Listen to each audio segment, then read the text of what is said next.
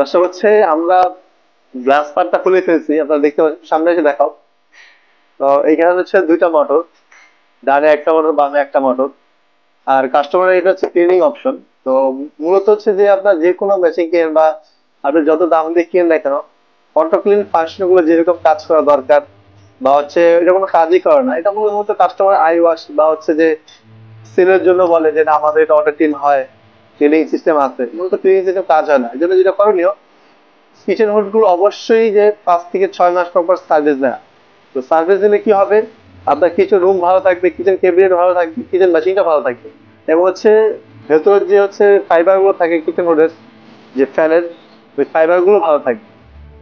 তো এইটা হচ্ছে গ্লাস পার্টটা, আমি আপনাদের দেখাচ্ছি। তো গ্লাস পার্টটা কিন্তু অনেক ময়লা আছে।